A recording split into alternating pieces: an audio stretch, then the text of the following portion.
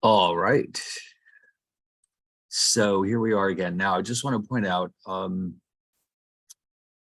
I have posted in Moodle, let me go get it open, an assignment. Okay, the first one, it's not that long. It's just a little of this, a little of that. It's a group of random questions taken from what we've done so far. But I just want to bring your attention to it, just so you don't overlook the fact that it's sitting there waiting for you. And I did post an announcement, so I'm hoping that you got an email about that. So if you look at Moodle,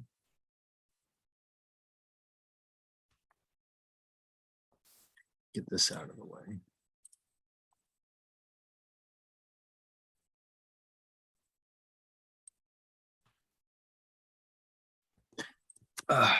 You have to get the phone out.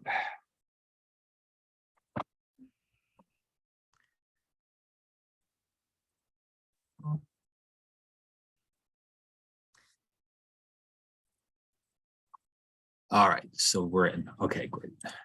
All right, so I just want to show you that way down here at the bottom, we have the problem set number 1, and I'll just open it up real fast to show you what it looks like. So you know there is a textbook for this class, and it is it's online and it's free. So what I did was I just chose questions from the book. Now the odd numbered ones, apparently the solutions are in the back somewhere, so I picked the even ones. And so let me just show you though, here's one thing you've got to watch out for when you are using PDF files on the internet. Hold on one second. I'm going to open up the book.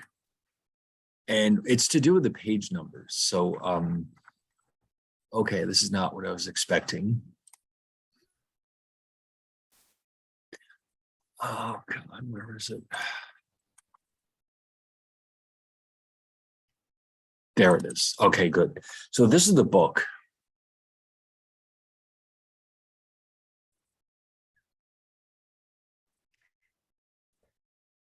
No, there it is. Okay. So what I'm trying to get at here is that if you look at the questions, that's something else. If you do look at the questions, like for example, the first one says page 30, number 8. So this is what I want you to see. Let's go back and find it.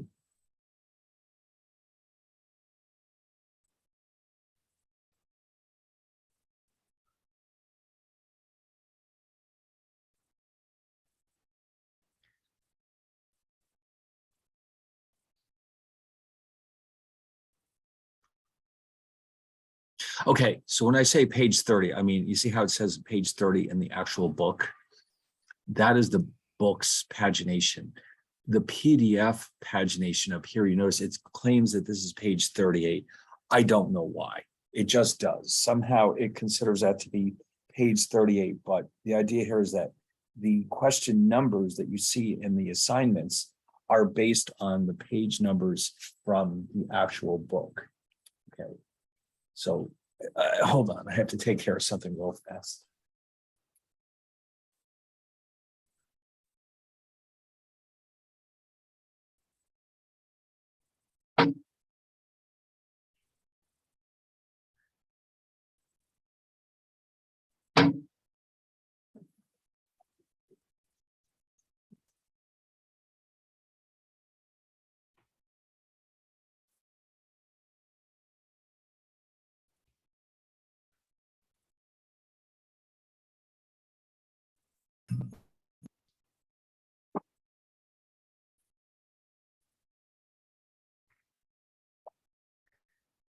All right. So anyway, as I was saying, so the 30 in the homework, this page number 30 means this page 30. Okay. Don't look at the 38 up here. That most likely includes the titles and all the rest. So as far as PDF is concerned, it's page 38. But within the book itself, it is page 30. So the numbers are based on the book's page numbers. So I don't want anyone to get confused and pick the wrong problems. But so that's how this is going to work. Okay. So what is there? 10, 1, 2, 3, 4, 5, 6. There's 10 fairly short questions. And I'm just giving this to you to get the ball rolling. And also I want to make sure everyone's keeping up. But I don't think you'll have any difficulty with them. And if you're stuck, you can look at the book or you can go through the slides, and there'll be several other examples that are very similar. And so you can have a week to do these. Ideally, they should be ready by next Thursday at midnight. So try not to forget about it, since this is the first assignment we've had. So ideally, we should have an assignment more or less every week, because, you know, a course like this, really the best way to learn it is to practice. Now, before we have any exams, we'll also do a bunch of problem sets as well when we get to that point. But for now, we'll stick with the chapter problems. And so this way you can test and see if you're understanding what we're doing. And of course, this is part of the grade. I don't remember the exact breakdown. I guess I could look it up right now. Let's take a quick peek at the syllabus.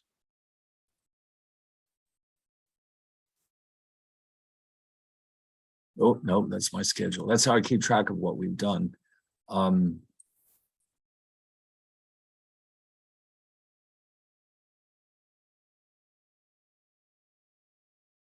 There it is, 25%. Yeah, that's a lot. That's a huge percentage of the total. So, but having problem sets means we don't have to waste that much time with exams. We can just get away with 2 exams. The midterm will be 35%, the final will be 40%, and you'll be able to just download everything and do it at home. Okay, so anyway, enough of that. Let's get back to where we were. Now, we did have, we're not completely done with chapter 1B.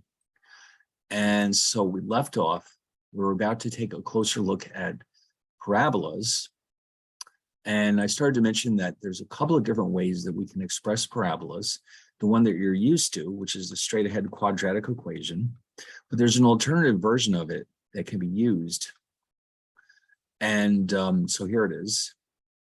And that wouldn't be known as the vertex formula. We have for a parabola 4 characteristics that we need to know. Now, the vertex is basically the minimum or maximum point on the curve. Now, given that parabolas either face up or face down, the vertex can only be the maximum or the minimum, but which one it is depends on the sign of A, which you recall a quadratic equation is written in the following way. Let me just sneak this in here. 1 second. So remember that we write a quadratic. Oh, wait a minute. I got some chats here. I didn't even notice. Sorry. Problem sets graded for accuracy. Yes. The idea here is I want to make sure that you understand what we're doing.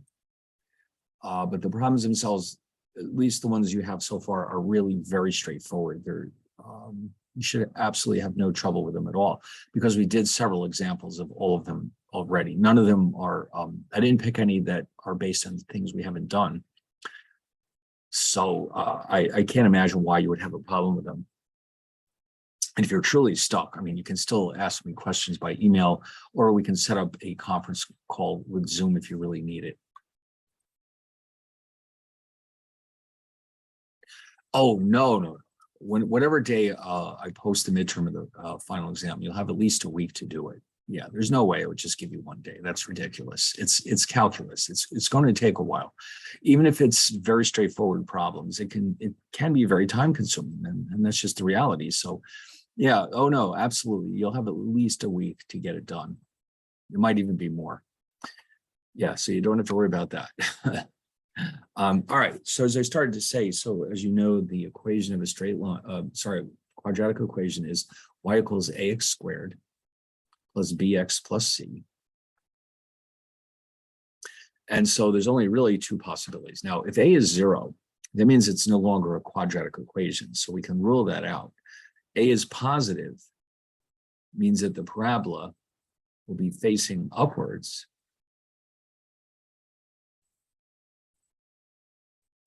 And there'll be some point there at which it reaches a minimum value. So in other words,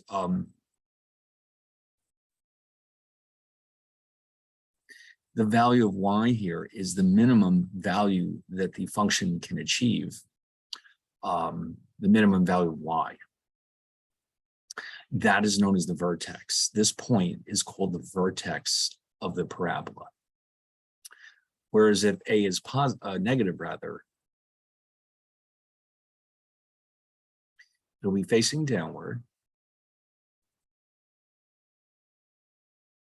I just want to clarify, I mean, it could coincide with the vertical axis, but it just doesn't have to. So I'm trying to be careful about not making it appear that the minimum or maximum is always right on the axis. It doesn't have to be. So whatever point this is also the vertex. It's the vertex for this parabola. And in this case, of course, the y represents the maximum value y that the function can achieve. And so both of these are known as, each one is a vertex. And by the way, just out of interest here, curiosity, the plural is vertices. Okay, so each parabola has a single vertex. It's either the minimum or the maximum point, depending on the sign of A. Okay, now what we're going to see here is how to find it algebraically. And then we're going to see that we can rewrite this equation up here in such a way that it's easy to tell at a glance what the vertex is. Okay, so we'll do that in a few minutes. The other three things that we want to look for in a parabola are the axis of symmetry. And so, you know, the word symmetry means there's a balance of some kind. So for example, let's say you're looking at a snowflake. You know that snowflakes are real unique, but what's important, or the interesting idea here, let's take a look at a picture of a snowflake, is that no matter what it looks like, if you drew a line right down the center, the area on the left and the area on the right are identical to each other. They're mirror images of each other. And so that is what we mean by symmetry. What's going on to the left and to the right are exactly the same. Okay, so with the vertex, with the parabola, we have the same thing going on. Let's say the parabola is here. What's going to happen is here's my vertex. It turns out if I were to draw a line through that point, oh, hold on.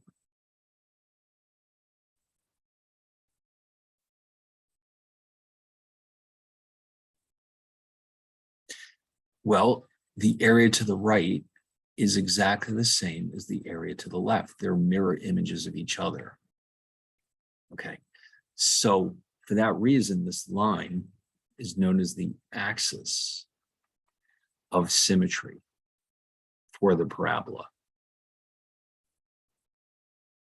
Okay, the axis of symmetry, it's the line about which the parabola is symmetric. And it's guaranteed to cross through the vertex. What else do we need to know to uniquely characterize a parabola? The solutions. Now, the solutions are simply the 2 points where the parabola crosses through the horizontal axis. So let's draw a little picture here. Well, actually, we don't have to, because these are the 2 solutions right here. Wait a minute, hold on. Okay, so right here, there's actually 2 of them. We can think of this, let's say, as x1, y1 and x2, y2. And so the solutions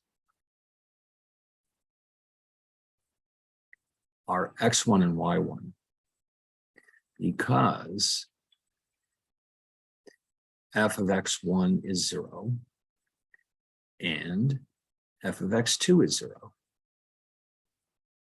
In other words, it's simply the 2 points where the graph crosses the horizontal axis, or we can think of this as where the quadratic equation has a value of 0.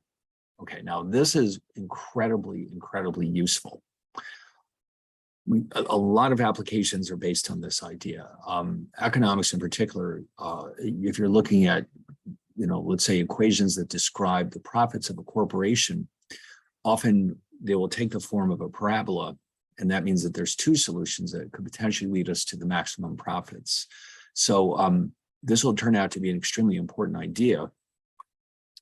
And then finally, oh, and by the way, I think I mentioned this last time.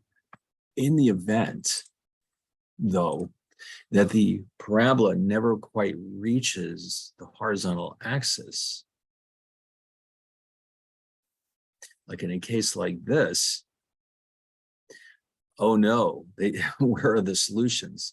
Well, you can't tell by looking at this picture. You'd need a three-dimensional graph to show this properly, but the solutions are imaginary. There's still two solutions, but they're just imaginary. So we won't deal with that case here, okay? But they do exist, it's just that they're imaginary. All right, and then finally, the last thing we need to know is the y-intercept. Well, that shouldn't be too difficult. It might coincide with the vertex, but there's no guarantee of that, okay? So, obviously, no matter what parabola you choose, no matter how, say this is our parabola, this is our y-intercept. And all it means is that x equals 0. Okay, we don't know what y is, but we do know that x is 0 there.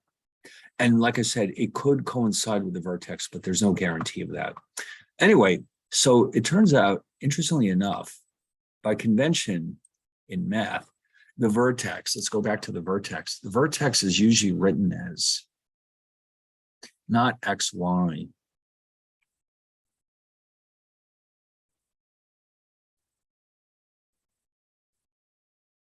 h comma k. Now, I don't know why or how this happened, but this is the convention. Most likely, a very famous mathematician who was working in this area chose the letters h and k, and we've been using it ever since.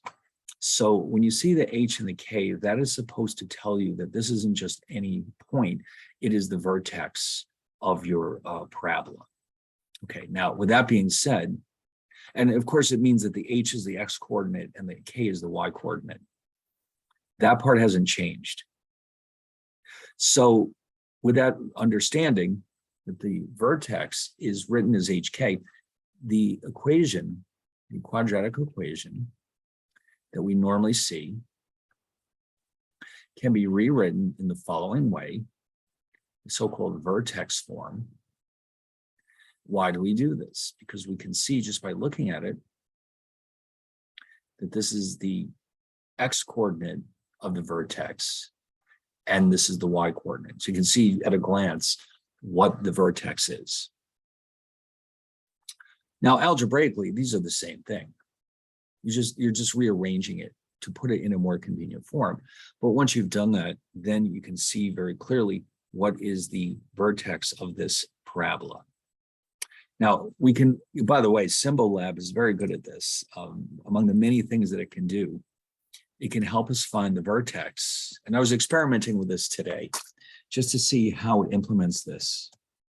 In fact, let me just show you quickly how, let's just use the simplest case, y equals x squared. Okay, so if we graph that, you'll see that it just touches the horizontal axis at 0, 0. So what that means is this point is both the y-intercept and it is the vertex. Now, if we wanted to, but what if we weren't sure? You can go to Symbolab and say, okay, just write vertex. Literally just type the word vertex. And it says, oh, really? Okay, no problem. And look what happens. No, 0, 0. There you go. Okay. And it also reminds you that because this faces up, this vertex is also the minimum point on the function. Okay. They also, and we're going to see this in a minute, are helping us here by showing us the formula that you can use to do this yourself. All right. We're going to do that right now.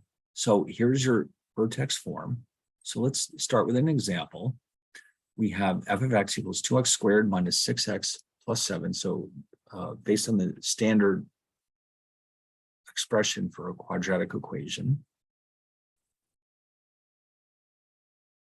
that implies that a is 2, b is -6, c is 7. Now, here's the picture.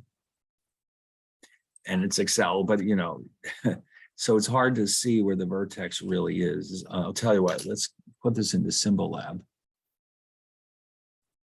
You know what I'd really like to do? Let me see if it will accept this. Or do we have to copy it or type it every time?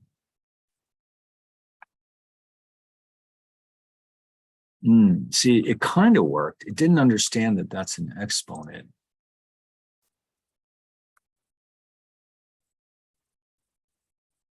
No, it's progress. It'll save us some time. All right, so this is what it looks like. Oh, baby, that not a good choice. I mean, it has a vertex, but it doesn't have real solutions. But anyway, but yes, we can still find the vertex. And according to this,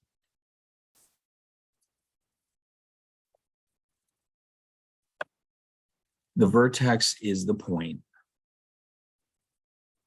3/2, 5/2. Okay, so that would be, let's say, here. Again, it's really hard to tell. That's our vertex, but how did we figure that out algebraically? Well, it turns out there's actually a surprisingly simple formula. We're going to do it in 2 stages. So remember, this is h and this is k. And so the h comes from the original expression. So in our case,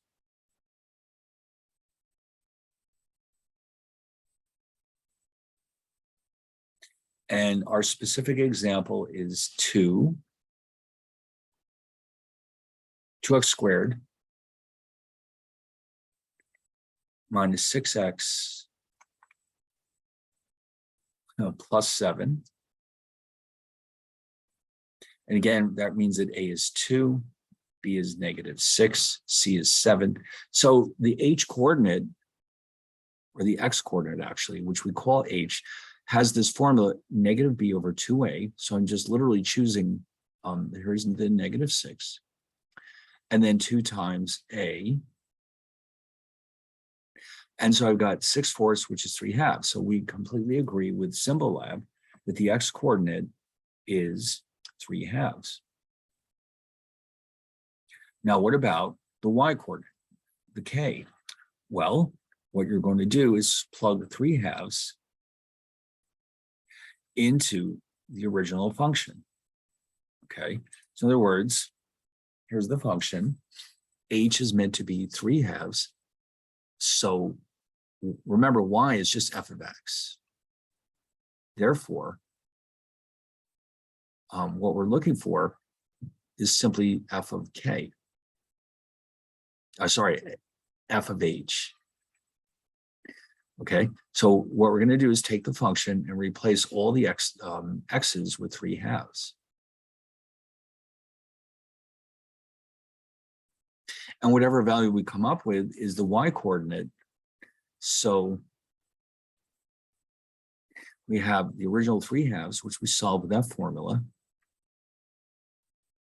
And then k is simply what we get when we plug in h into the actual function. And so we end up with 3/2 and 5/2. So that's how that's done. All right. And now remember, this formula looks like this. So again, I'll remind you one more time. The original function was 2x squared.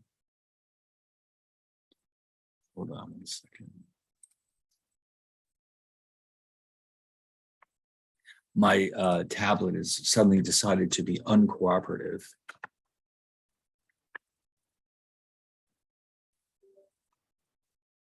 It happens every so often. Oh, technology. Minus 6x plus 7.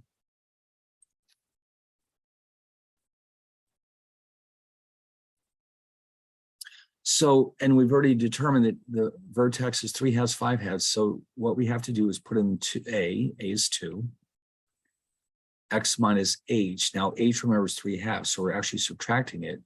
That squared plus 5 halves. That equals this. These are the same thing. If you want to prove it, just multiply out x minus 3 halves by itself and rearrange, and you'll see that it's exactly the same as what you had up here. Now, I don't know if Symbolab is capable of doing this, though. Let me see what it can do.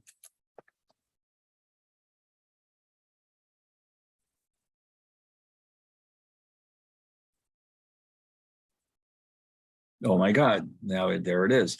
2 times x minus 3 halves squared plus 5 halves. Man, I'm kind of impressed. I was kind of reaching. I wasn't sure if it would accept a command like vertex form, but what do you know? There it is.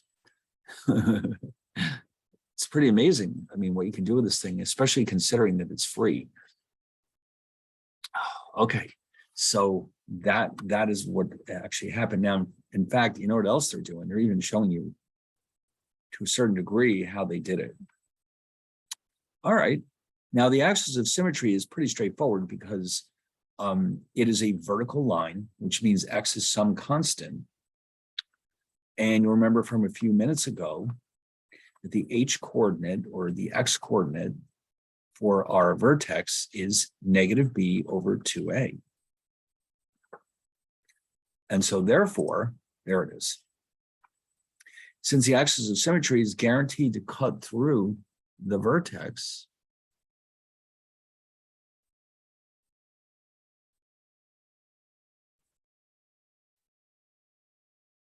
this is hk, where h is equal to minus b over 2a. You might recall that a vertical line is one where x is some constant. Let's say it's 3. So the axis of symmetry must cut through here, and it must equal the x coordinate of this vertex. So the equation of this line is simply x equals h, which in our case was 3 halves. Okay, so the axis of symmetry is simply where x equals the vertical, the x coordinate in the vertex. You can see then it does cut this in half, and everything on the right and the left are the same. So those two are pretty straight. I mean, they're completely related to each other.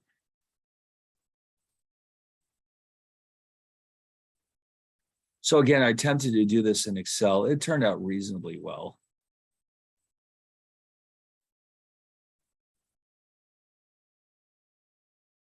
So with Symbolab, what we can do here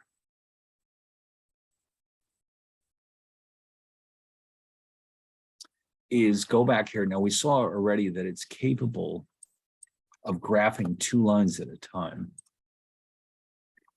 If we ask it for the interactive graph, and I'm going to also ask it for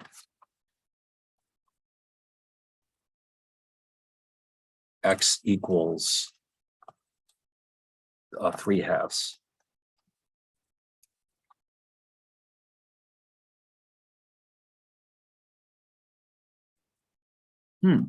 Well, it disobeyed me that time. Wonder why.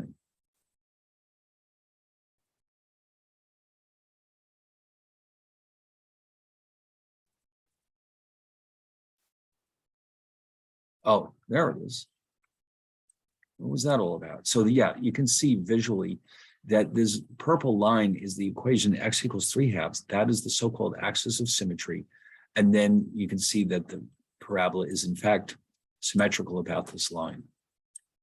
And it cuts right to the vertex. All right. Yeah, you can kind of see it here, but it's better in Symbolab. Anyway, then we have the zeros. Now, you might remember that with quadratic equations, you can factor them, but most likely it'll be quicker and easier to simply use the quadratic formula. And I'm sure that nobody has forgotten it. It's one of those things you don't forget. Okay. So like here's a simple example in case you haven't seen this in a while. Suppose this is your equation, x squared minus 3x minus 4. We have a equals 1 because there's an implied 1 here. Remember the coefficient of x squared is 1. Is x squared is the same thing as 1 times x squared. So a is 1. And clearly b is -3.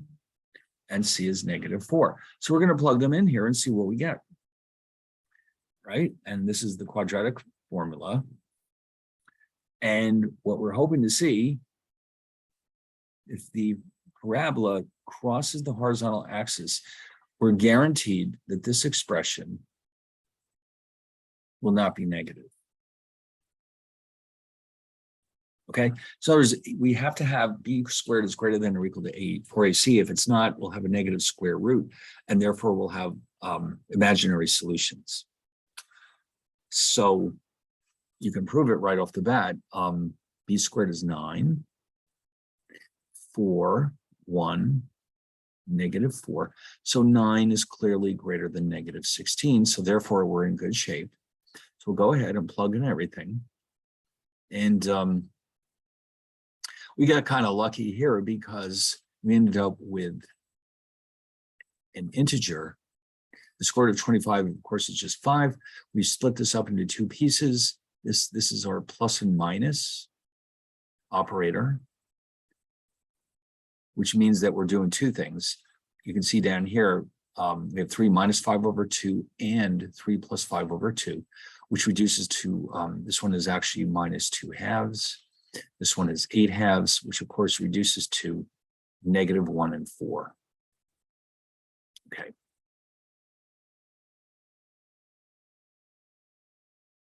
So it's going to look something like this.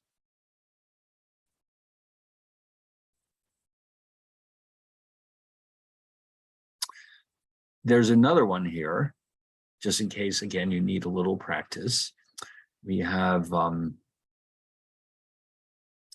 x squared minus 6x plus 8. Okay. By the way, Symbolab, I believe it's already built into it, but I'm not sure. So why don't we just do it ourselves? So here we have a is 1 again, b is -6, and c is 8. Now, by the way, when a is 1, it's often not very difficult to factor, but if a is anything other than 1, it's really kind of a headache. So I personally just use the formula. It's not that difficult. And so sometimes we have a pleasant surprise and we end up with integers for our answers.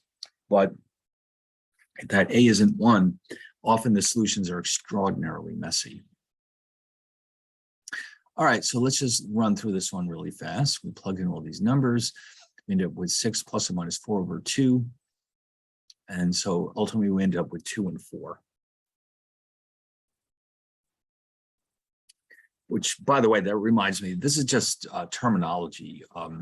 In case you haven't heard this before. It's kind of interesting terminology. Any number whose square root is an integer is known as a perfect square. Okay, so this includes numbers like 9, 16, 25, etc. So in other words, what you were seeing here is that in our solutions, in both cases, we wound up with a perfect square under the square root. Radical 4 here, and up here we had radical 25, both of which are perfect squares. All right, now, here's an interesting application. This has nothing to do with, well, I guess it is kind of physics, because we're looking at the building of a picnic table. It's a rectangular picnic table. And we're told that the length is 2 feet more than the width. And we need an area of 35 square feet. So the area, of course, would be x plus 2 is 35. So what dimensions will we build the table? Now, it may not be obvious right away, but this is actually a quadratic equation. Okay, so you end up with x times x plus 2 equals 35.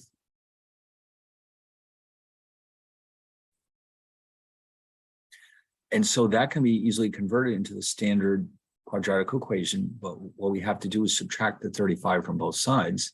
So we end up with this. Okay, so we have the correct format now. Y equals ax squared plus bx plus c. In this case, it's equal to 0, so we're finding the solutions. And so we also know that a is 1, b is 2, c is negative 35. So we're going to plug that in and let's see what we get. All right, here we go. So remember, a is 1, b is 2, c is negative 35. Now, you might not think so, but once again, we got lucky. We ended up with a perfect square under the square root sign here. But there's just one problem. When you work through the results, you'll see that there are 2 solutions, which is the normal case, -7 and 5. Now, remember, this is meant to represent the width of our table. So clearly, the -7 doesn't work for us. The width can't be -7. So that means that the width must be 5.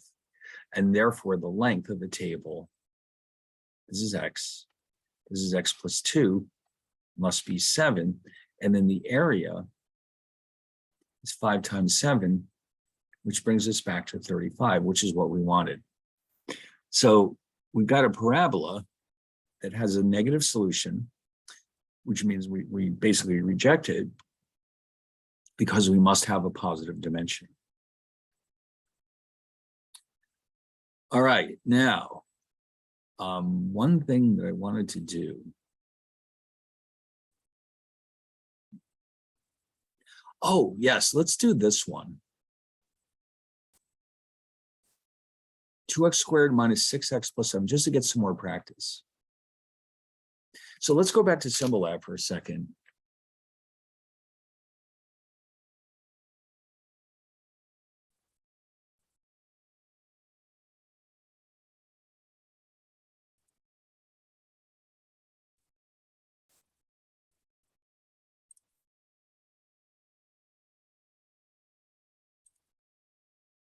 See, it doesn't quite reach the horizontal axis. So I'd like to try this with the quadratic formula and see what happens. Just because this is an interesting example. So we had y equals 2x squared minus 6x plus 7. A is 2. B is -6. C is 7.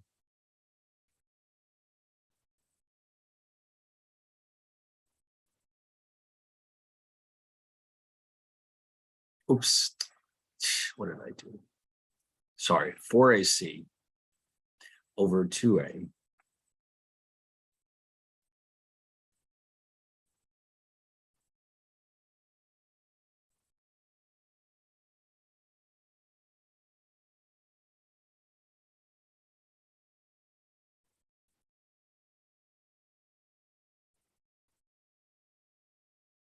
All right, so we're going to end up with 6 plus or minus.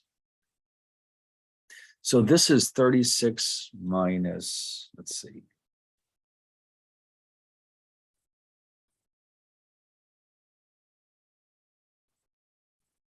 Oh, minus 56, right? So oh my God, this is minus 20.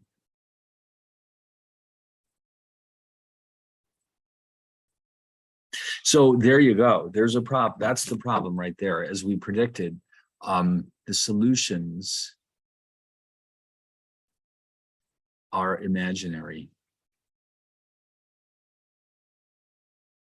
because we have the negative square root. In fact, if we continue with this,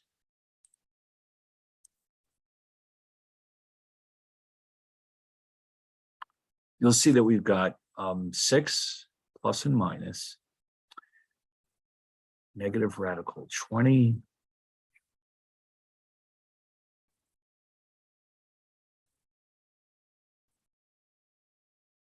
Let's write it like this.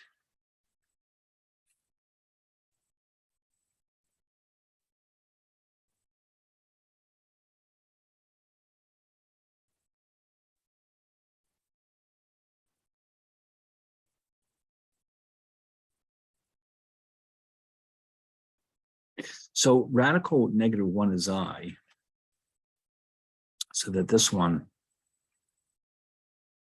is radical 5i. Actually, no, it's 5i.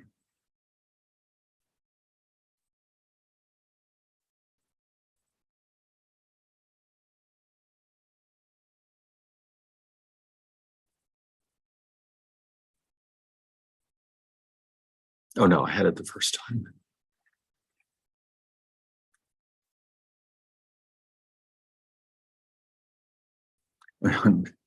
Yeah, okay. Now we're talking. Yeah, I was right the first time. That's good. Okay, so we end up with 6 plus and minus 2 radical 5i over 4. And of course, that we end up with 2 complex numbers. So yeah, so that means, and you can tell right away by looking at the parabola, it did not cross the horizontal axis, therefore the solutions are in fact imaginary.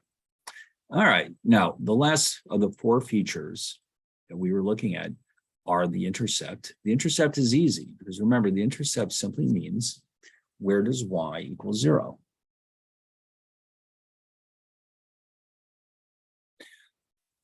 Sorry, where is x equals 0? It's the y-intercept, but x equals 0. So therefore, all we have to do is replace all the x's with zeros, and the c is in fact the intercept. It's that simple. Okay, so x is 0, y is c is the intercept.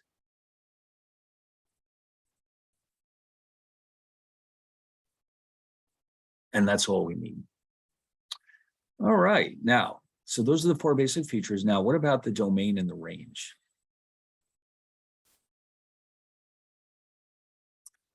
Well, it turns out the domain is written as, negative to positive infinity, because no matter where the quadratic function is,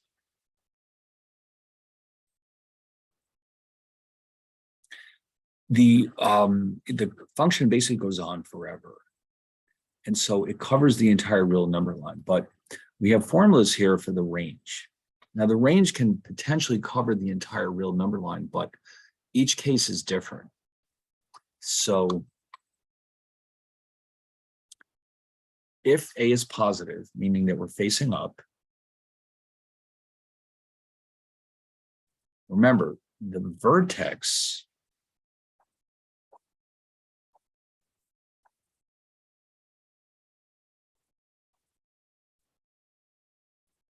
is here. So the range represents, let me rewrite this one more time, the y values. Okay, so in other words, that means that the minimum point is here. That's this. Okay, that is the k. That's the k in the vertex. And then we have infinity. And so it's going to be anything from k up to infinity.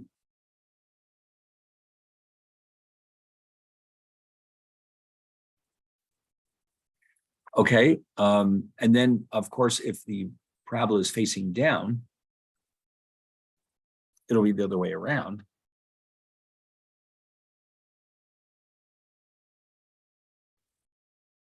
the vertex is h comma k, which can be rewritten as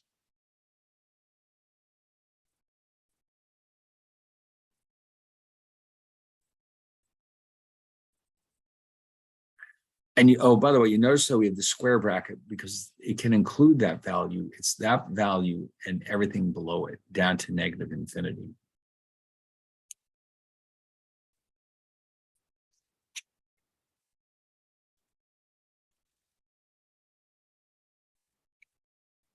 So that, in other words, the formula for the range depends on whether A is positive or negative. So anyway, so let's look at an example of this.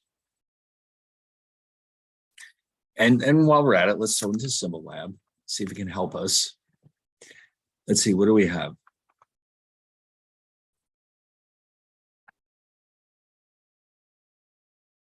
Negative 5x squared plus 9x minus 1. So we'll first look at the graph.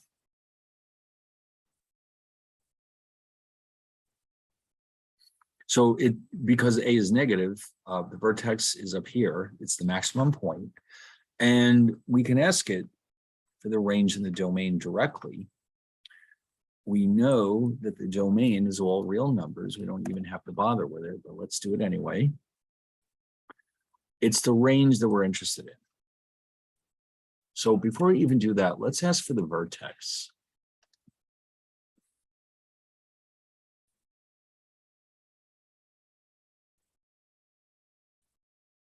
Oh, it's not the nicest one I've ever seen, but it's 9/10 and 61/20. Okay, so what that means then is that if you look at that graph carefully,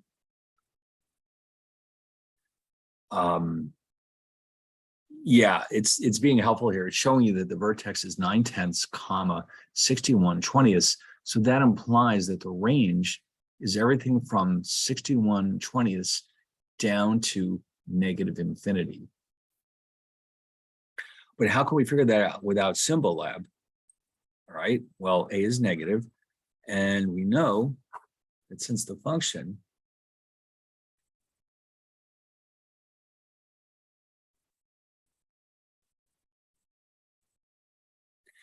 is this, so A is -5, B is 9, C is -1. So this is equal to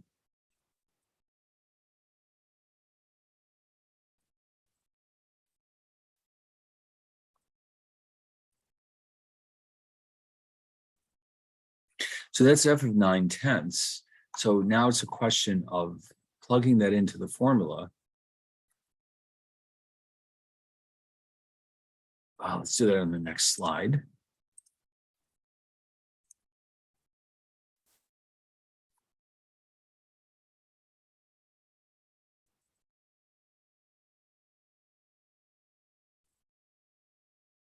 Oops.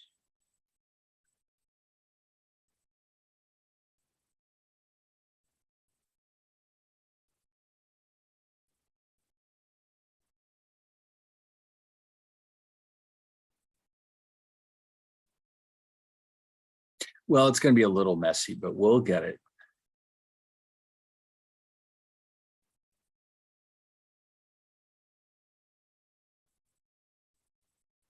So we'll convert everything into 100ths.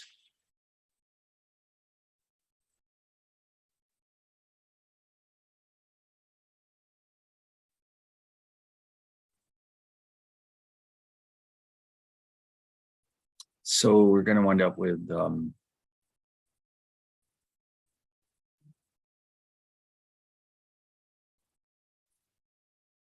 oh boy, I don't know. Did I do that right? Oh, I'm afraid something's wrong.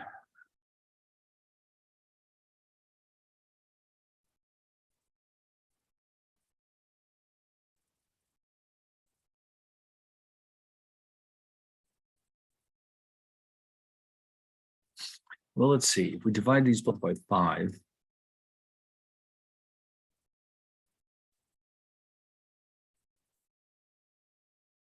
oh, no, that was it. I don't know why I misremembered. It is 61/20. Oh, all right.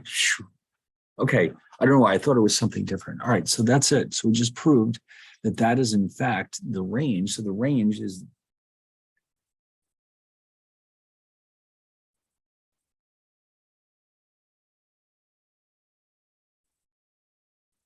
okay, and we can see why. I don't know if I had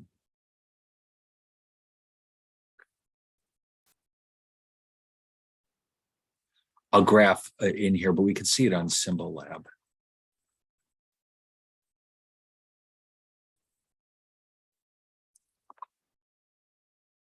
Okay, so let's take a look at power functions. Now, we mentioned this earlier, that one of the special types of polynomials that we may need is called a power function, where we have f of x equals ax to the b.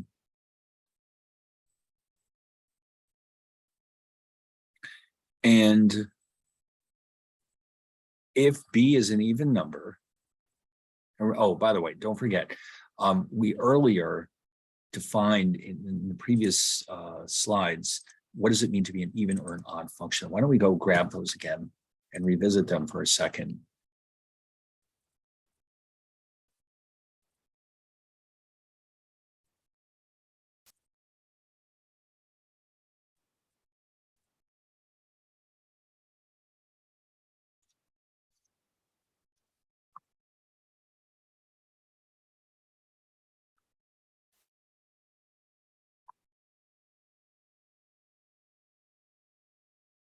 Okay, this is even.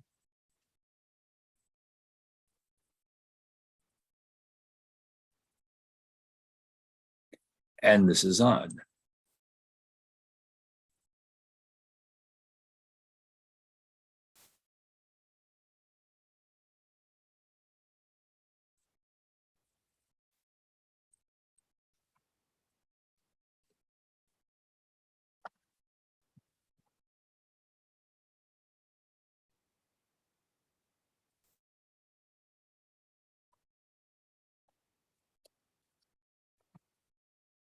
All right, just a quick review.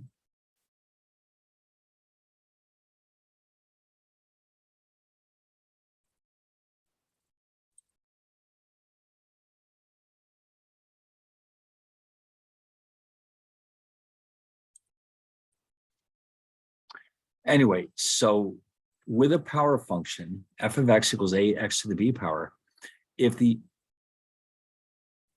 exponent itself, b, is an even number, then the function itself must be even. Okay, because f of negative x, oh, right. So in other words, what this is saying is that f of negative x, and this is f of x, this implies right here that these are equal to each other. Okay. And that means that they're even. Okay. And then down here, f of negative x, this is actually negative f of negative x. Okay. And these are equal to each other, which means that they're odd. Okay. So that's what this is all about. So you can tell automatically with the power function whether it's even or odd just by looking at the exponent. And you can often tell by the graph too. Like here's a function, it's odd because the exponent is 7. If we throw this into Symbolab, let's try it. Negative, what is it, 3x to the 7th?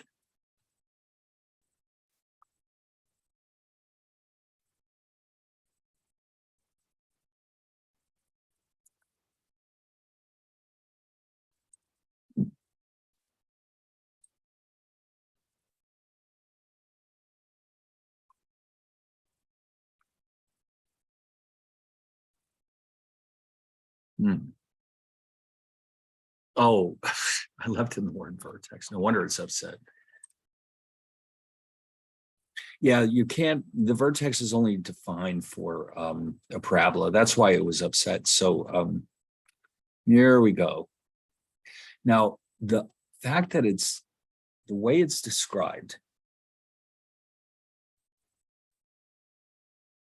it's an odd function. Now, why don't we take a look at an even function and see how graphically it's different? Oh, I did have that in there. I forgot. 4x to the 6th power is clearly even. Now let's take a look at it. So you see how they're different from each other.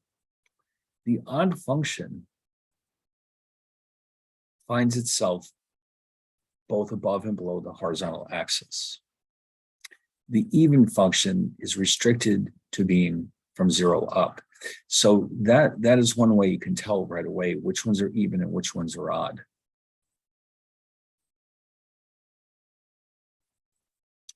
All right, now we have this interesting idea of rational functions. Now, remember the word rational means ratio. In fact, you might have remembered that you were taught how to determine which numbers are rational and which ones are irrational. And so basically the bottom line is that any number that can be expressed as the ratio of two integers is rational. Okay. Any other number, real number that is said to be irrational. Okay. So sometimes it's obvious and sometimes it's not. So the most obvious examples of irrational numbers are pi. So let's say a number like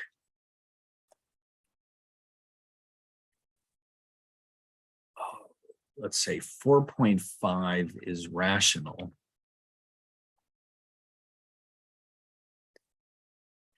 Because it equals 9 halves, both of which are, of course, integers. Pi is irrational. There's no ratio to, and mathematicians have been trying to prove or disprove this for centuries. It is irrational. There is no combination or ratio of integers at which we find pi. There's some that are very close. But close isn't good enough in math. That math is one field where close just isn't good enough. It has to be exactly correct. Now, here's an interesting side note, and this is one of the reasons why earlier I went out of my way to mention this concept of perfect squares. It turns out that clearly the square root of a perfect square is rational, of course, because all integers are rational. So, of course, in other words, the square root of 25 is 5, which could also be rewritten as 5 over 1, which means, of course, all the integers must be rational. But here's an interesting twist. Hold on, what's going on here?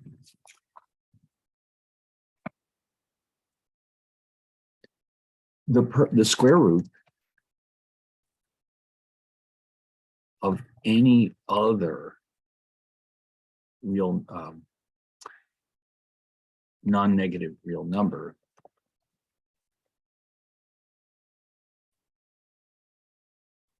is irrational. So, for example, the square root of 3 is irrational, as is the square root of 5 and 7 and 9, et cetera, et cetera. So in other words, as far as square roots are concerned, only the square roots of the perfect squares are rational. The rest are all irrational. All right, well, anyway, so that being said, what we're trying to do here, though, is introduce the concept of rational functions. So essentially, you can see if we have two polynomials, one divided by the other, the result is what we're going to call a rational function because it's a ratio, of course. That's what this is all about. Now, I've come up with an example. This one actually is a semi-physics example. This is the only one I can think of. We have a tank that fills with water at the rate of 10 gallons a minute. Sugar is poured into the tank at a rate of 1 pound per minute. We start out with 100 gallons of water and 5 pounds of sugar. So what we want to do is describe algebraically the equations that determine how quickly the tank fills up with water and how quickly it fills up with sugar. And with that information, at any given time, we can calculate the concentration of the sugar. So we'll start out with the water. And remember, the water, we started with 100 gallons of water and it increases at a rate of 10 per minute.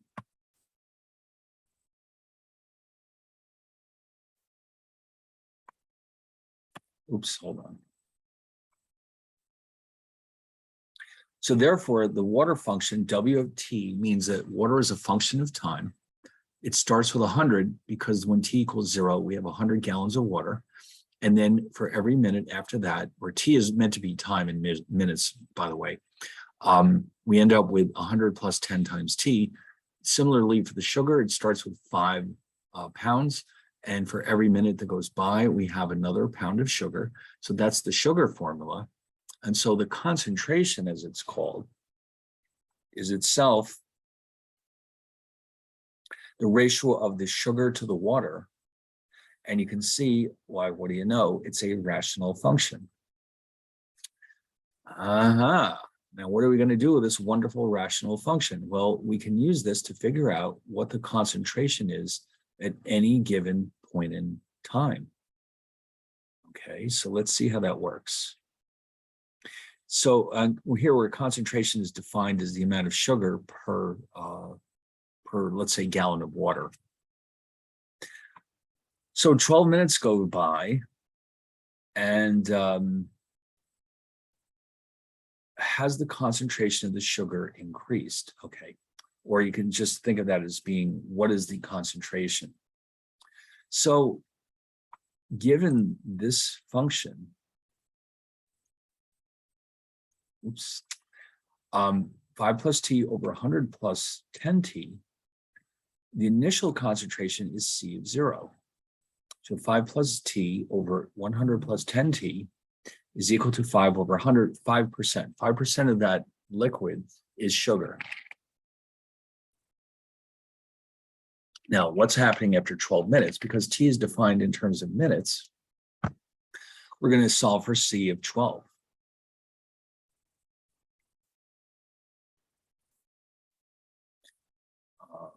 Here we go.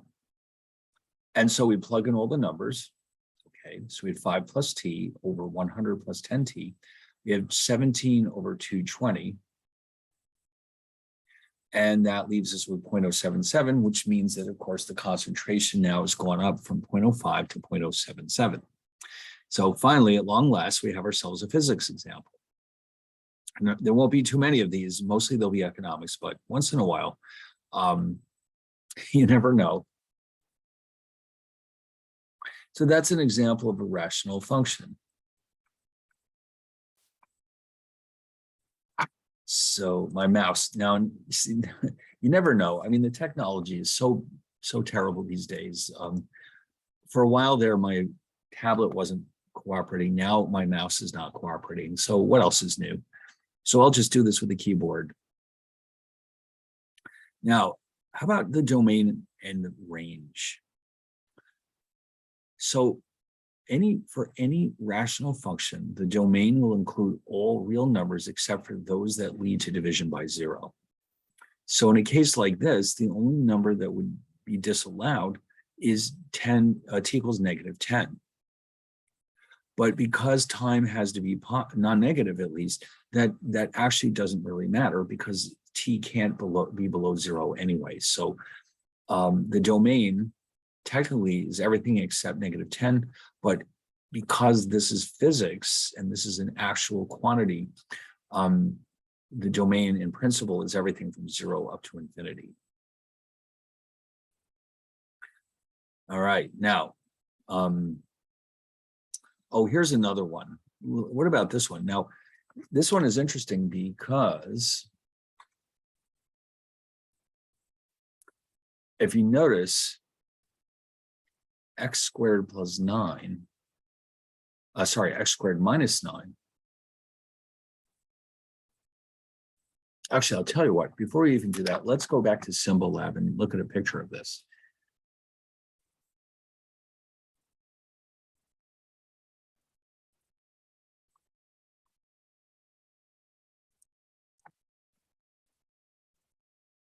X plus 3 over x squared minus 9.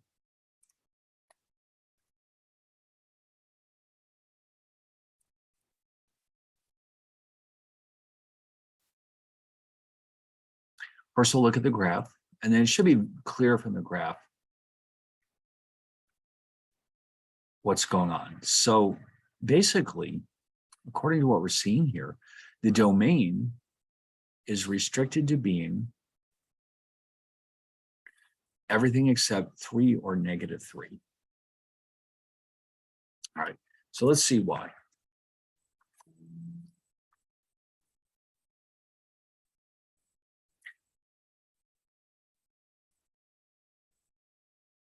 If you take this expression and factor it, oh yeah, look at that. So that means either x equals -3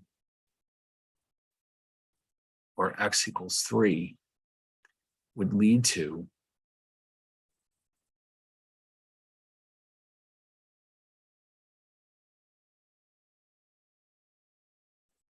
division by 0.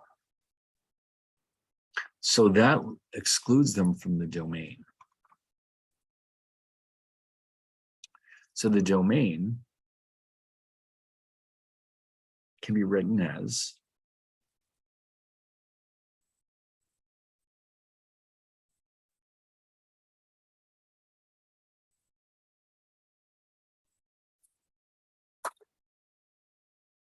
okay. So we have to leave out 2 terms because it may not be super obvious when you first look at it, but we've got 2 possible values that can lead to zeros because this is a quadratic expression. And if you look at the graph, let's see, where is that graph? Yeah, well, that's interesting.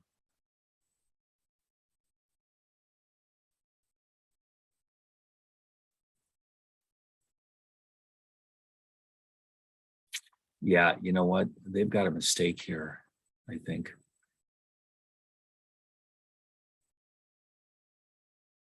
If you look at the graph, you can see clearly x cannot be 3.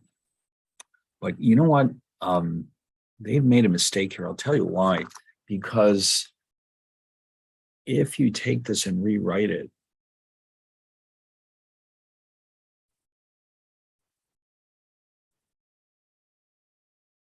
these cancel each other out. So that really the only one you have to worry about is the 3. So I'm going to say that they have this, they've screwed it up.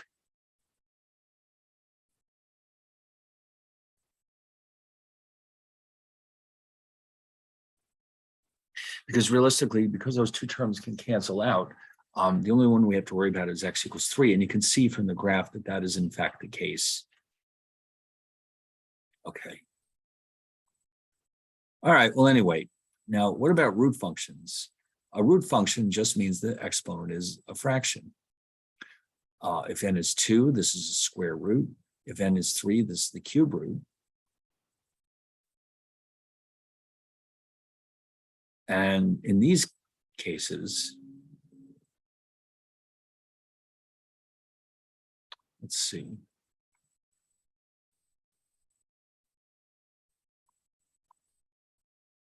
Oh, I'm sorry, I skipped ahead. Sorry about that.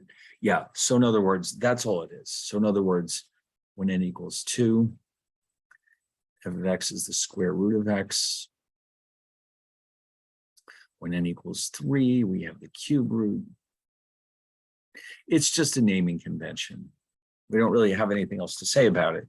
But, the domain and range will depend on whether it's an odd root or an even root, because we know that you're allowed to take an odd root of a negative number, but you're not allowed to take an even root of a negative number, at least not come up with a real number. So other than that, I guess we don't need to do anything else here. So what's coming up next, and I see we need a break right now, is the exponential and logarithmic functions. These are a little bit different.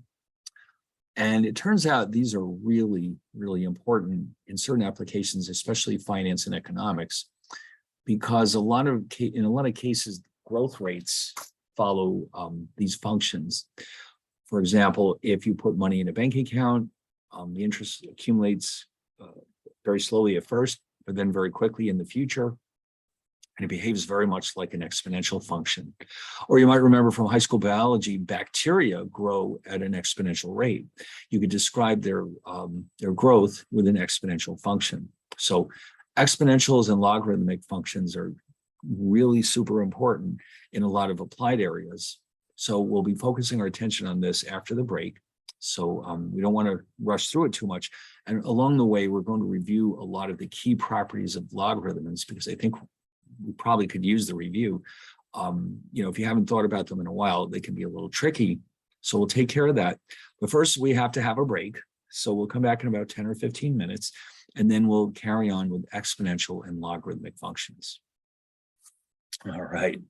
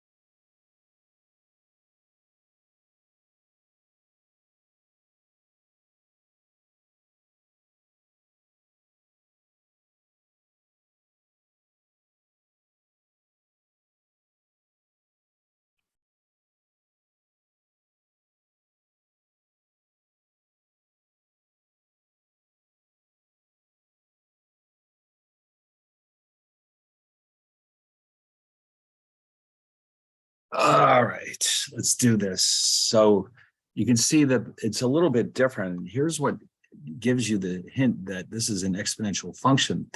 The x itself is the exponent, and that's the unusual part.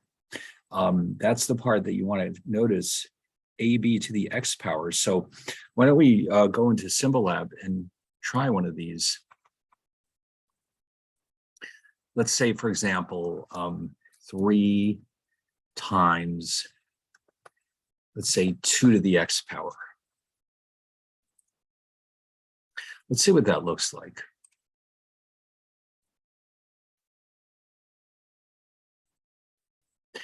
Now, as I was saying before, you notice how it grows very slowly at first. As x increases, the function is growing very, very slowly. And then all of a sudden, it starts to really increase very quickly. And so, like I was saying before, you might remember from high school biology, if you have a culture of bacteria, it takes a while, but once they start growing, they really start growing very quickly. And so this is what we mean by an exponential function. It grows slowly at first, and then it starts to grow very, very rapidly from that point on. And again, you can compare this to the interest in a bank account. If you leave money in a bank long enough, at first the interest tends to grow fairly slowly, but then it starts to really accelerate. And so down the road, all of a sudden, the amount of interest you have is actually quite large.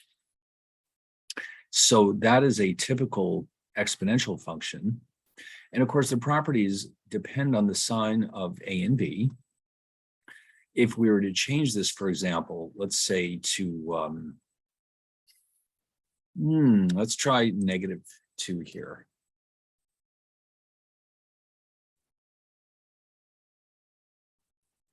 Yeah, see, now it's going the other direction.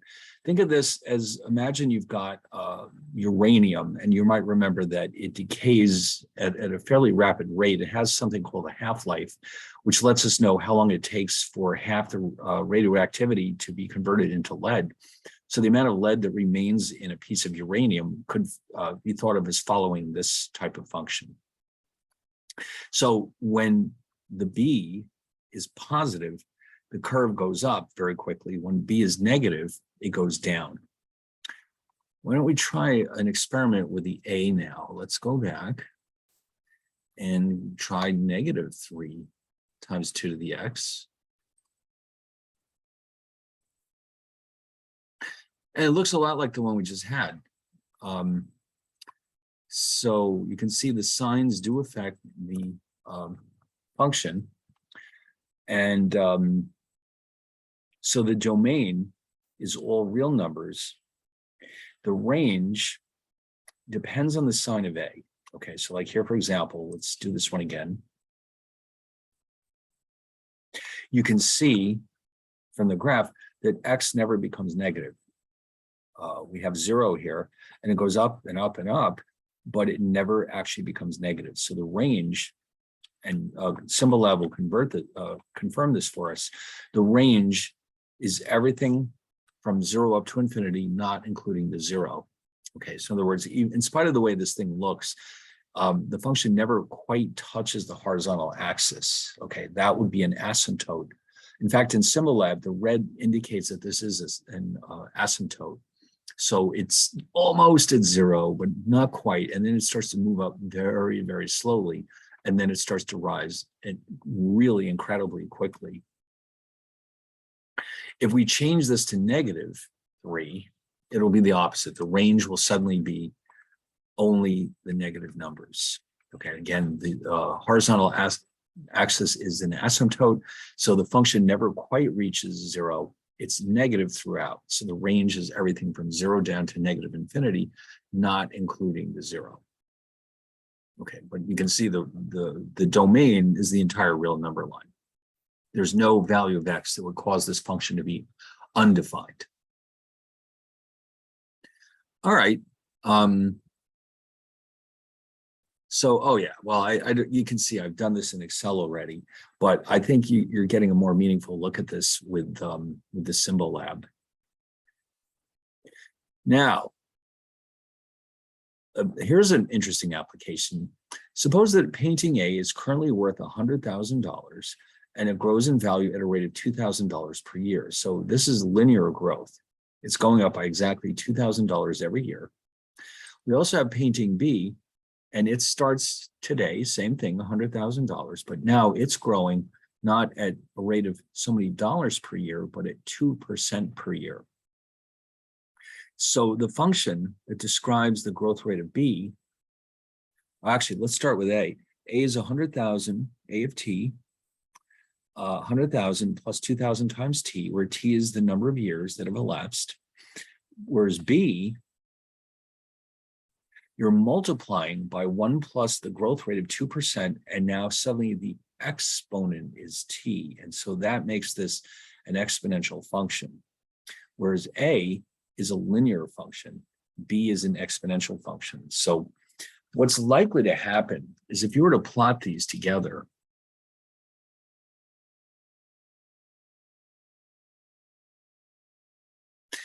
the growth rate of A, sorry, there's no room here for that. Let me do it somewhere else. It's a straight line.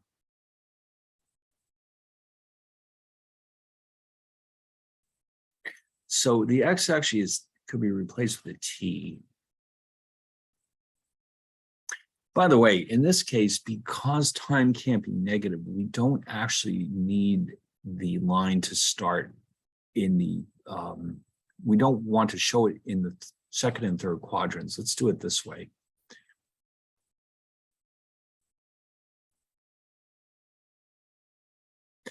Okay, that's good. Okay, so that's A of T. Now B of T is increasing very quickly. It's more like this. It's, well, I mean, I'm not maybe drawing it that well, but you can see what's going to happen, even though they're starting at the same point, 100,000. The growth rate of B will eventually be very rapid. And so no matter how much, I mean, after a certain length of time goes by, the value of B will be quite a bit higher than A. So let me show you what the graphs, yeah, and again, this is Excel, so it's a little bit harder to see. But the curve, the orange one is B because that's the exponential growth. The blue one is A, that's the linear growth. And you can see that as time elapses, the gap between them is increasing.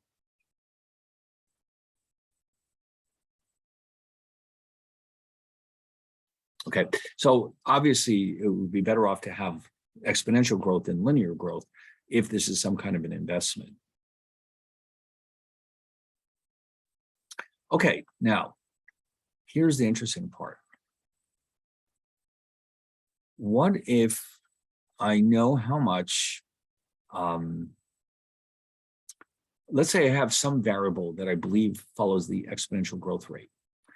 And what I really want to know is not how much, what the value will be in the future, but how quickly is it growing? I can actually use this exponential function to solve for the growth rate.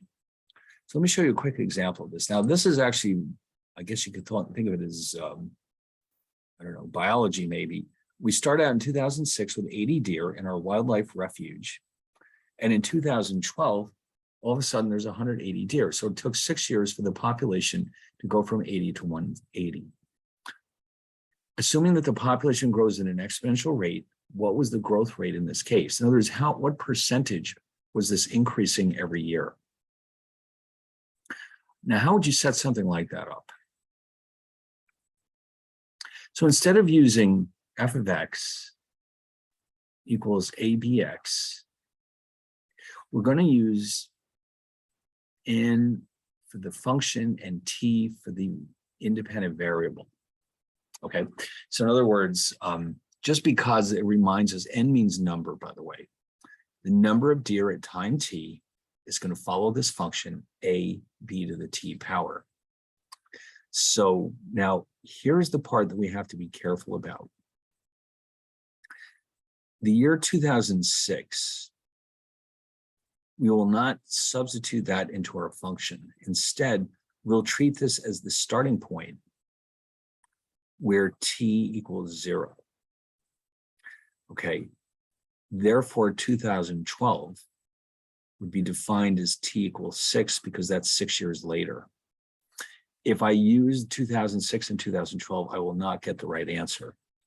So I have to think of this as the starting year, which is 0, and the final year, which is 6 years later. So that's an important detail. Now, we also know the starting value of the deer population.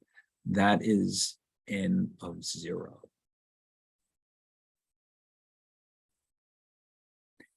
$80.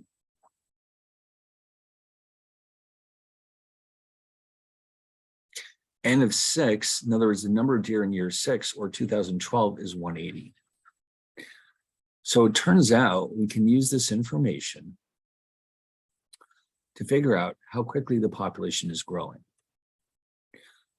Now, the reason why we can do this is because in this function, N of 0 equals a b to the 0 power, which means just a. So that means we can interpret this a as the starting value of the function. So in our example here, a is 80. Okay, so that's an important detail. That a can be thought of as the starting value of whatever this variable happens to be. So now we can plug numbers in and see what we come up with. Okay, so here's the original function. When n equals 6, you have 180 deer.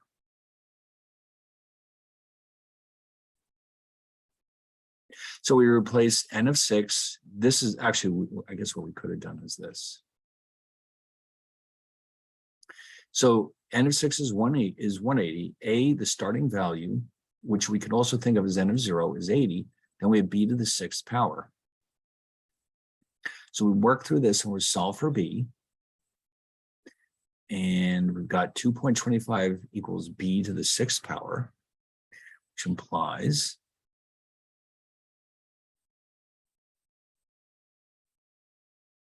the 6th root of 2.25 is our b. This is what we're trying to solve for. Now, if you look on the next slide, you'll see that b is 1.1447, which tells me that the 2012 population is 114. Hold on. 0.14% of the 2006 population.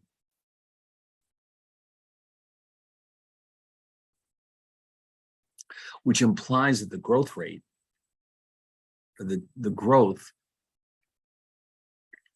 oh,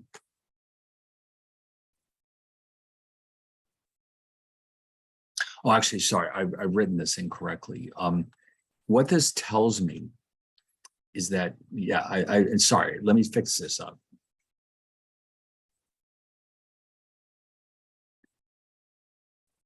Let me rewrite this. This is not correct. Each year, the population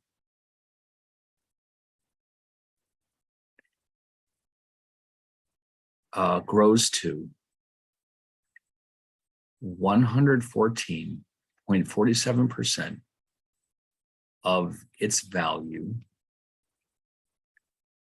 in the previous year. And that means that the growth rate is 14.47% per year. So that means this B can be interpreted as 1 plus the annual growth rate.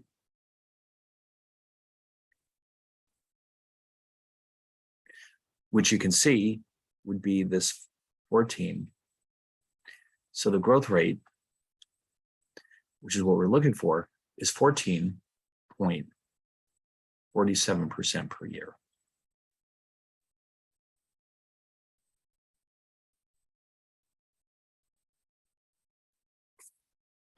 All right. So that is a classic example of exponential growth. The deer grow very quickly. The question is, what is the percentage increase every year? based on the assumption that this is exponential growth, which makes sense. It's a population. Now, let's look at a different example. This is an economics example. I think you'll find this interesting. A silver dollar minted in 1899, which clearly was worth $1 at the time, is now in 2019, let's say, worth $3,742. Why? Because it's a rare coin. If you try to spend it, you're still going to get $1. But to collectors will pay $37.42. So if you bought, let's say your great grandparents bought this coin or held on to this coin from 1899, you can now sell it for $37.42. What then was the annual growth rate over those 120 years? So now, just for the fun of it, you might find this interesting.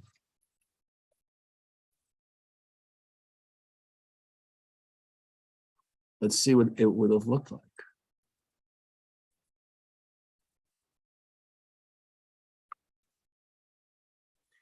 And there it is.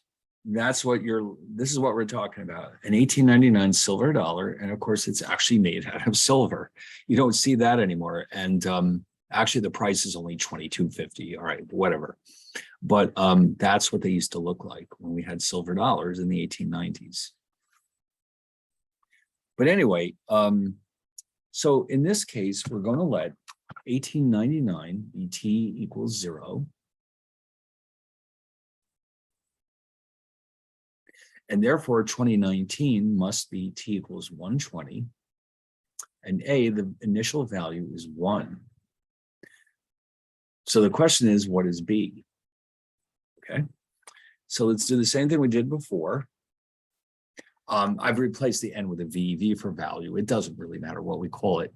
So remember, this is the final value.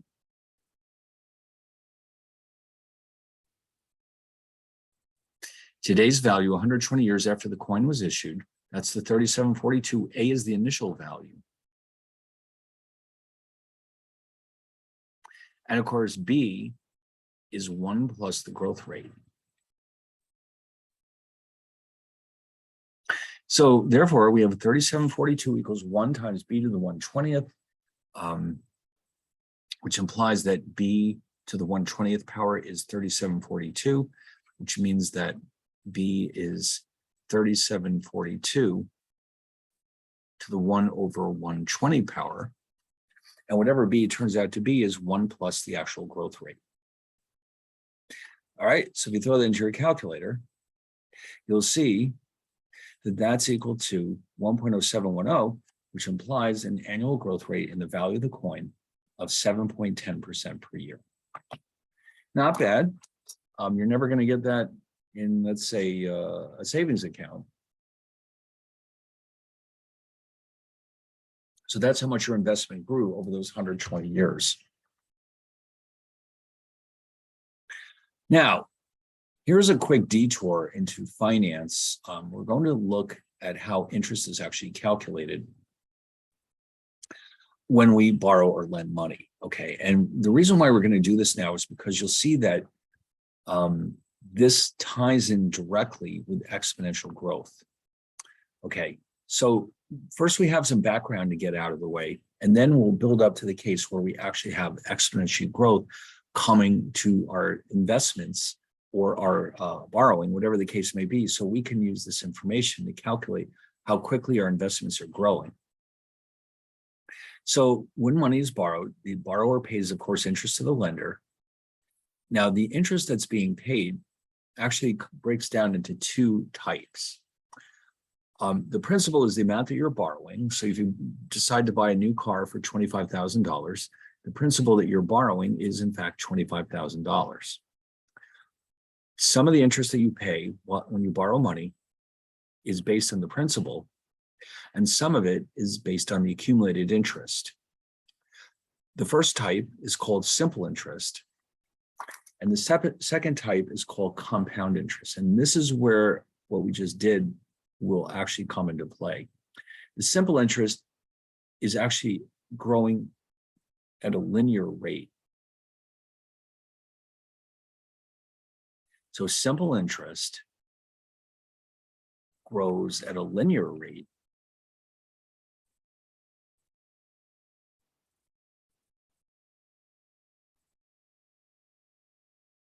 and compound interest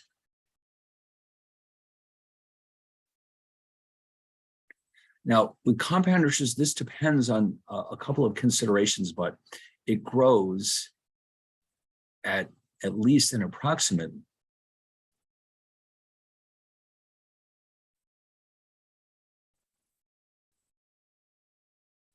exponential growth rate.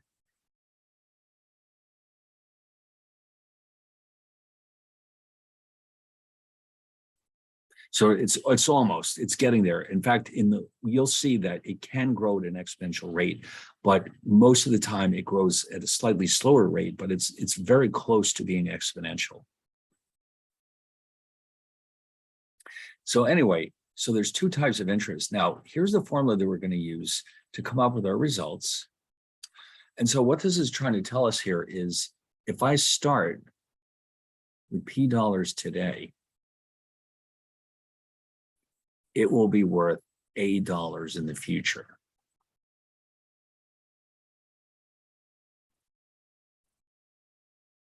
Okay, and this A is sometimes called the future value of a sum. The P is the principal, the dollar amount that we borrowed or possibly lent. Now we have a couple of other interesting terms here. R is the rate of interest.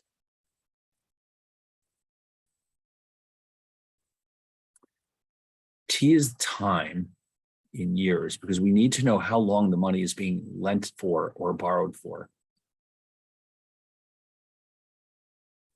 And N is the interesting part.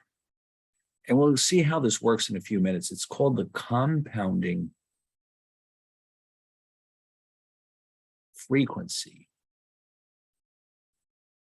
And what it basically means is that how often is the bank, let's say you put money in the bank, or even if you're borrowing, how often is the bank calculating interest on this account? Okay, so it could be every month, it could be every quarter, it could even be every day. So we'll see that as we go along. All right, so that's our formula for calculating a future value. So if I start with P dollars today, given the amount of interest I'm earning, the frequency and the time, I want to be able to figure out the future value.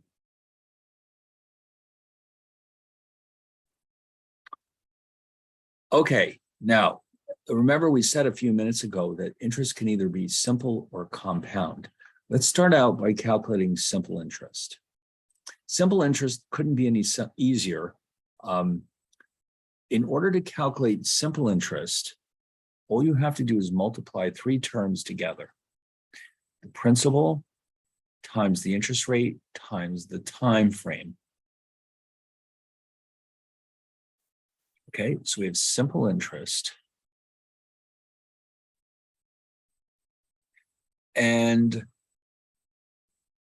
the way this works is this. When the time frame is over, you'll have total interest that you either paid or received. And it consists, as we said before, of simple interest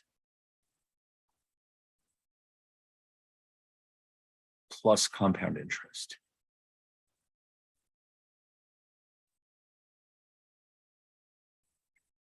Now, the total interest itself equals the difference between the future value. And again, we'll see this in many examples, so don't worry if it's getting confusing, because we're going to do multiple examples. And after you've done a few, it'll be second nature, minus the principal. Okay, in other words, A minus P.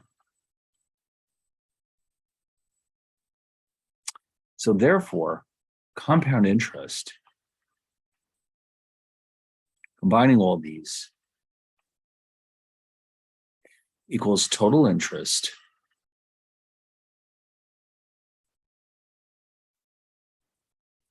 minus simple interest,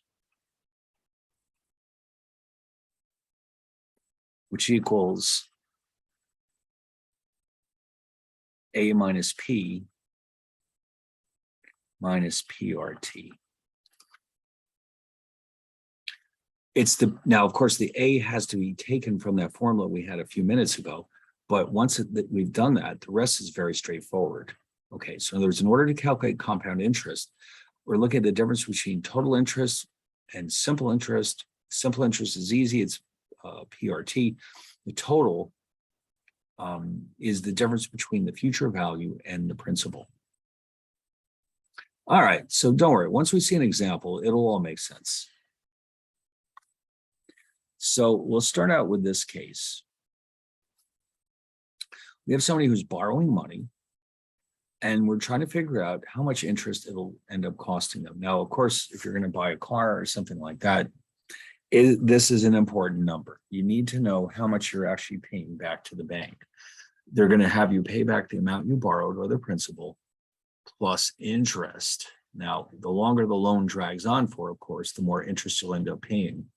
So you have to be careful with that. But, you know, if it's a car, you have to have a car.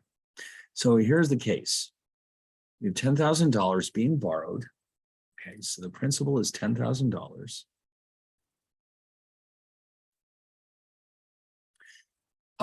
It's a 3-year loan. The rate is 6%, which, by the way, this is 6%. We're going to convert it to a decimal. Okay, it's much easier that way. The compounding frequency is monthly. So that means the bank is going to recalculate your interest every month. So N, the compounding frequency, is 12 for monthly, 12 times per year. How much interest are you going to pay on this loan? Good question. So what should we do first?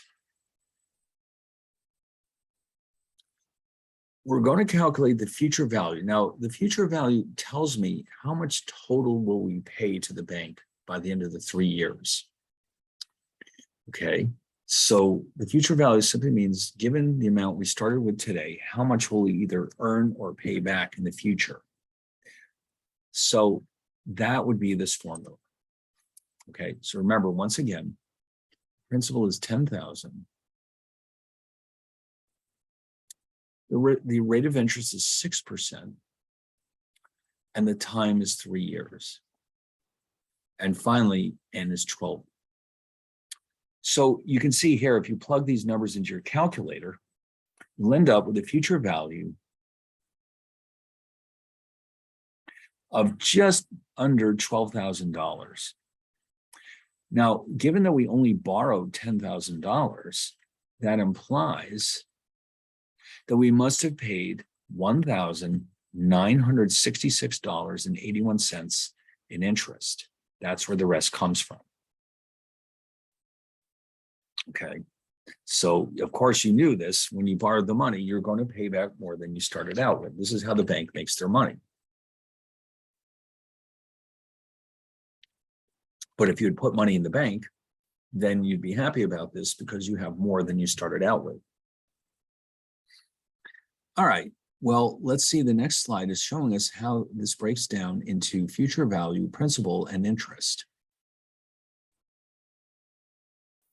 Okay, so if the future value is $11,966.81, which we just saw, the principal is $10,000. That indicates that we paid a total amount of $1,966.81 in interest. So remember, this is P and this is A. And we noted earlier, A minus P is the total interest.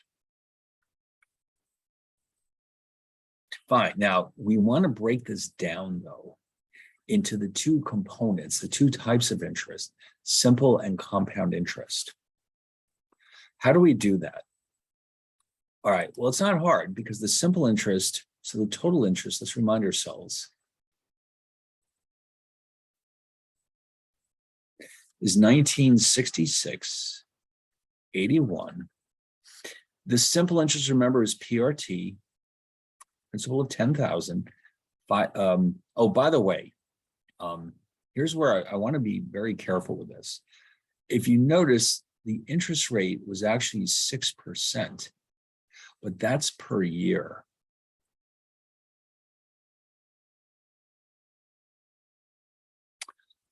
On a monthly basis,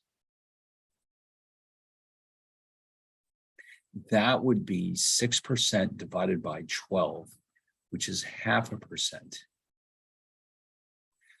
And the time frame, while it was 3 years, that translates into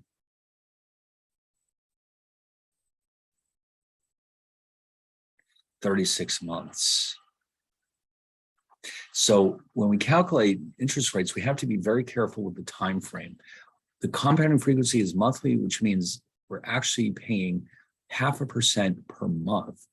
We think of it as 0.5% per month rather than 3% per year. And so the simple interest amounts to $1,800. The rest, this is the part that we're interested in, the compound interest, ends up being $166.81. Now, if you notice, the simple interest is by far the largest component of this interest. But the simple interest is growing at a linear rate. The compound interest is growing at a more or less exponential rate. So if you were to actually keep recalculating this, let's say that instead of 3 years, you borrowed the money for 30 years. What's going to happen is this. Every year, the simple interest will be the same. The compound interest will continue to grow. So if you drew a plot,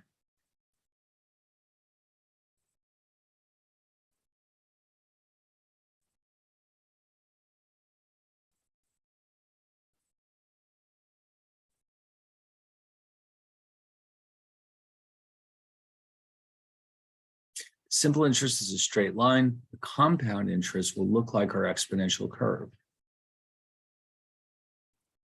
except that it starts at 0.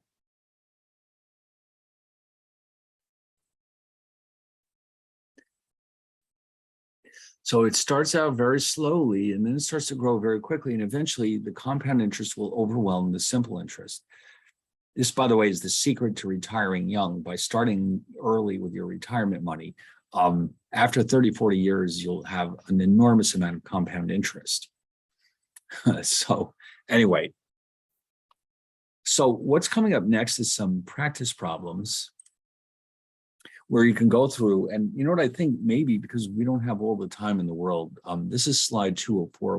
Maybe what you should do is, rather than us doing it right now, these are very similar to what we just did. If you could go through and practice with these problems right here, what you're doing is you're taking a $1,000 deposit in a bank account with a 4% rate of interest, and you are trying to calculate how much your deposit will be worth at the end of the year with 4 different compounding frequencies.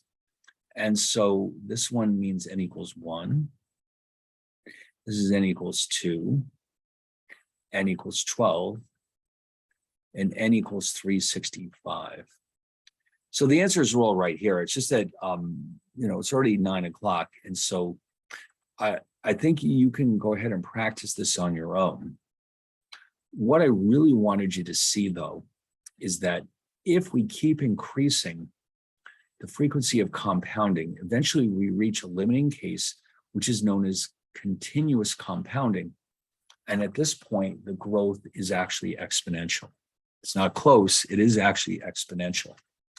So you can think of this as the limiting case to how quickly interest can grow. And in order to do this, we have to introduce a new idea here, which you may have seen before. This formula used to be this.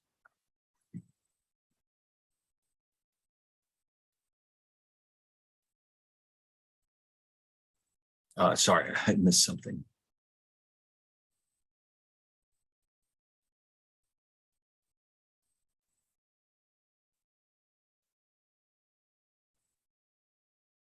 No, I drew it wrong again. Sorry, R over N.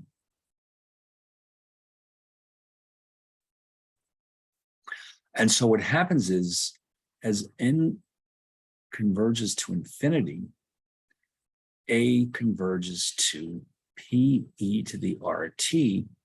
E is a constant that's approximately equal to 2.71828818. Now, we're going to see a lot of that in this class. We're going to see E all over the place. It's a very important concept.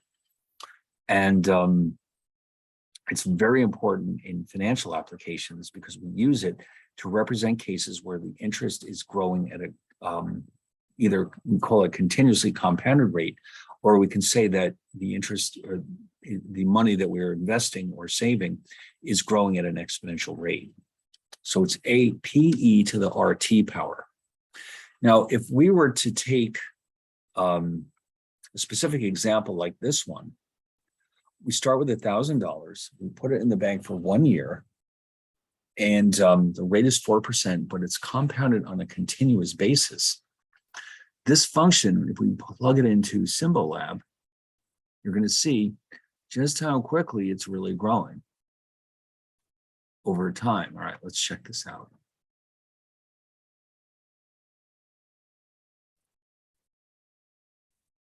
$1,000 times E, and the exponent is R times T, which is 4% for 1 year.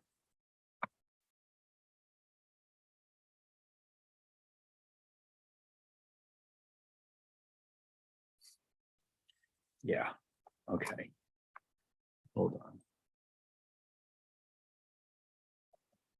So let's just see what this graph looks like. This is how quickly your money, the money in your bank account is growing. Oh no, what happened?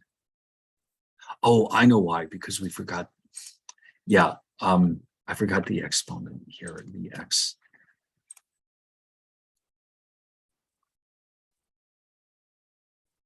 There you go. Now, of course, keeping in mind that we can't be in the second quadrant because this is money. $1,000 is the starting value. And so you can see that after, let's say 25 years, you will have tripled your money. You'll be at 3,000. After 40 years, it's going to really grow. Oh my God.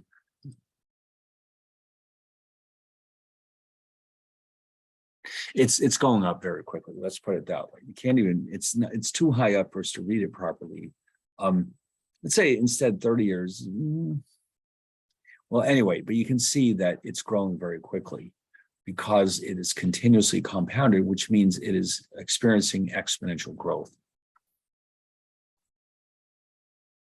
That's what you want to see. Okay.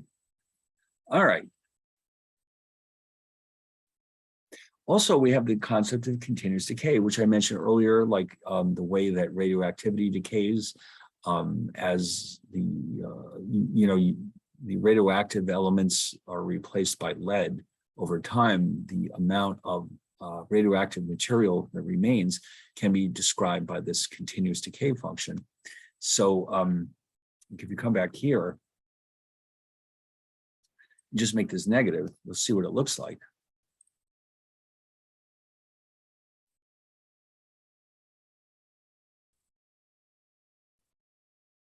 So it's falling very, very quickly. All right. Anyway. Oh, here's an example. A radioactive element decays at the rate of 5% per day. 5% is converted to lead. If we had 100 grams of this element, how much will still be radioactive after 10 days? It drops from 100 to only 6.0653 grams because that's how quickly it's decaying. All right, now, at this point, now we're going to start to look at logarithmic functions. And these two are directly related to each other. Exponential and logarithmic functions we'll see are closely related to each other. And a logarithm is the exponent in an exponential function. That's basically what it is. So if you had the equation y equals 10 to the third power, equals 1,000, that means that the log to base 10, as it's called, is equal to 3.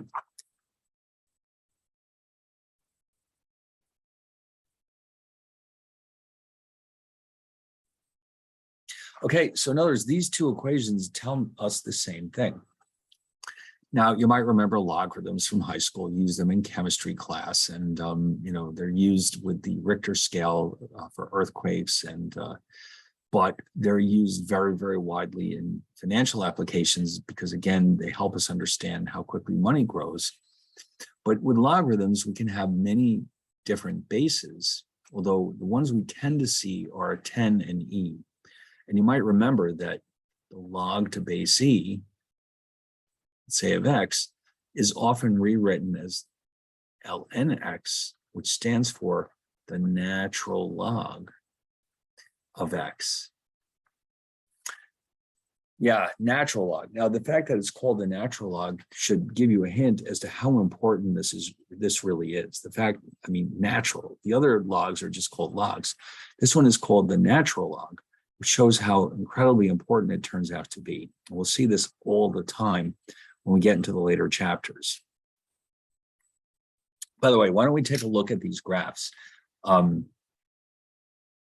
Let's try this. First, y is the log of x. Oops. Oh, Jesus.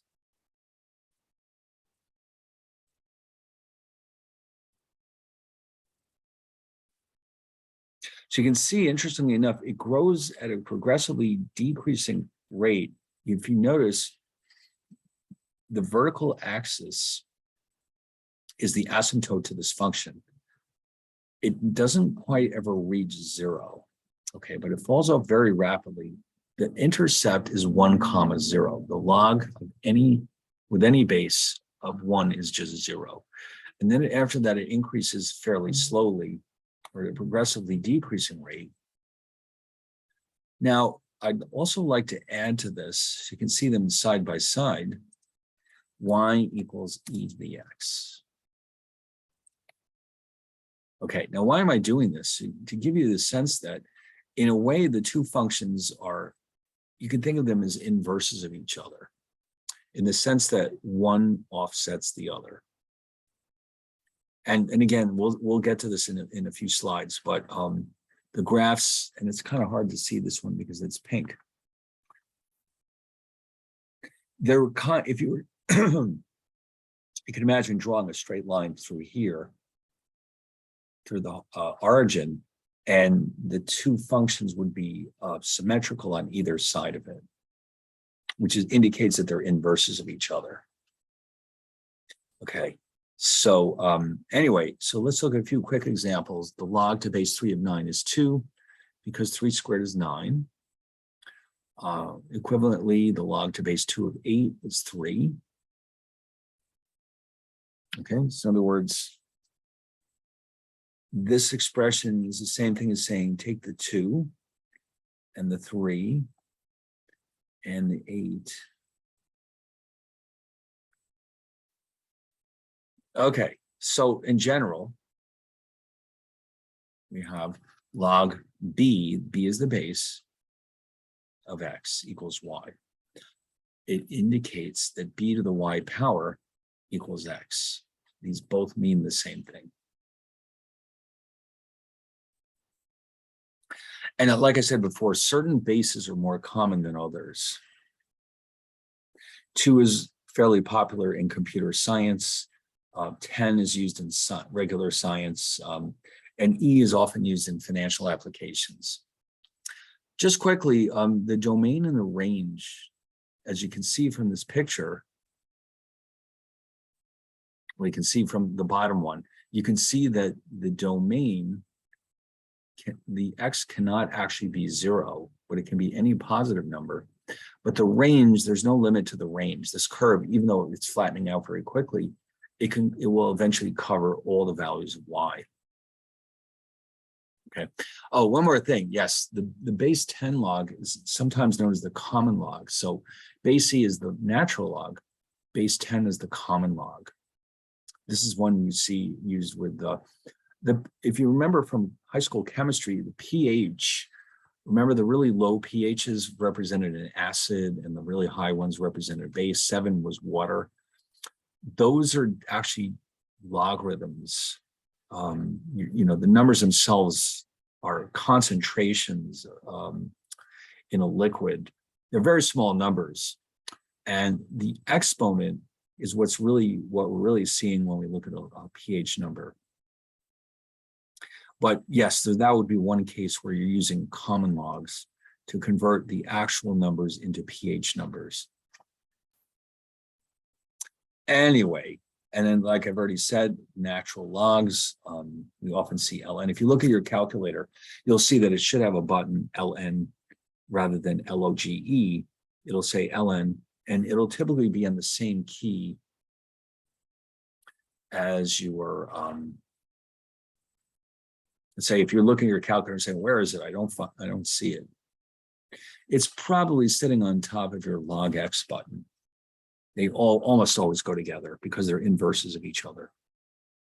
So anyway, so we're almost actually done with this chapter. We have the properties of logarithms, or at least not this section, I should say. This is 1b. By the way, I just want to mention that 1c is actually based on trigonometry. We have to do a little bit of review of trigonometry because we're going to need it later on. I don't want to dwell on this discussion too much, but when we're done, I just want to make sure we all remember how these basic trig functions work, how they can be measured in both degrees and radians, and what they look like on a graph. And we'll try not to spend too much time with this because what we need to do is get into chapter 2, which is our introduction to limits. Limits are important because they are the foundation of derivatives, which is really the most important concept, in my opinion, in the course. So we do have until August, but still, I don't want to get behind here. So next time we meet on Monday, we'll wrap up this 1b, this discussion about logs, and then we'll kind of quickly run through our discussion about trig functions, and then we can start talking about limits. Okay, and realistically, that's where we really separate ourselves from pre-calc. Everything we've done up to this point, you could potentially cover in a pre-calc course. Starting with limits, we'll be in Calculus 1 proper, so we'll really be in the big time. So don't forget about that assignment. You shouldn't have any trouble with it whatsoever. It should be ready by next Thursday night. And if you have no last-minute questions, I'll see you all next Monday. Okay, so we survived our first week of calculus. How about that? Thanks, All right. Professor. So, all right, you're welcome. I'll see you next time. Thank you. All right, bye. Yeah. Bye. There you go. You're welcome. Bye.